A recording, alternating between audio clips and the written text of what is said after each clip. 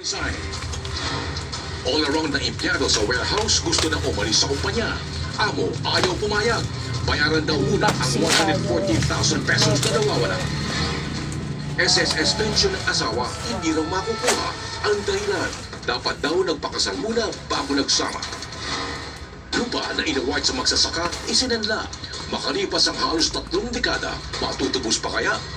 Ang lahat ng yan, iimbestigahan at aaksyonan sa hashtag Ipagpitat Mo.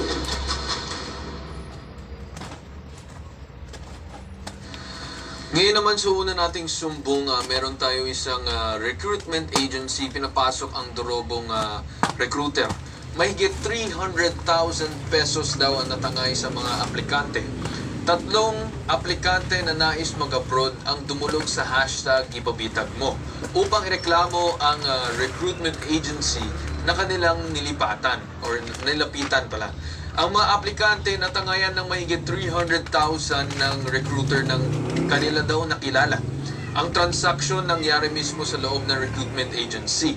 Subalit makalipas ang ilang buwan matapos mabayaran, ang recruiter hindi na daw nagparamdam. Detalye ng sumbong, panoorin. Dati po kaming OFW na bumalik dito sa Pilipinas na gusto po ulit na subukan na mag-apply sa ibang lugar. Kami po ay naloko. Nagreklamo po ako kay Marisa Salcedo How. Nagbayad po ako ng 300k sa kanya pero wala po siyang inabot na resibo dahil ang sabi niya, naubos po yung receipt niya. Nung na yun, hindi na po siya nagpapakita. Gusto lang po namin mag-ibang bansa ulit dahil nga gusto kong matulungan yung mga pamilya ko.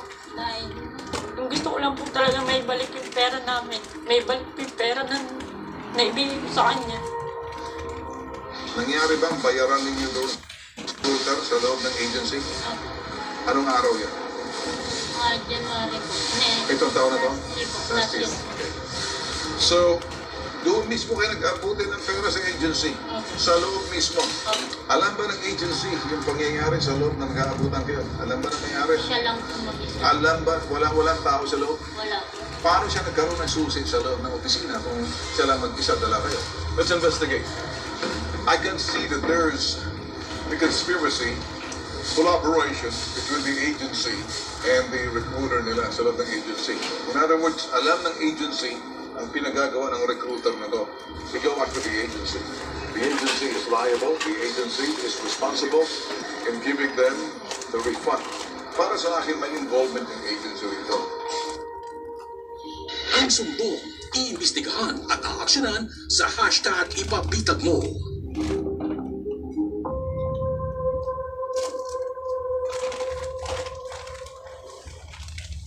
Makakasama natin ngayon ng live sa studio ang mga nagre-reklamo na sina Servina, Girly at Monique. Magandang araw sa inyo. At syempre makakasama rin natin ngayon si Bitag Aryan para ibahagi sa atin ang detalye ng sumbong na ito. Aryan, magandang umaga. Magandang umaga po.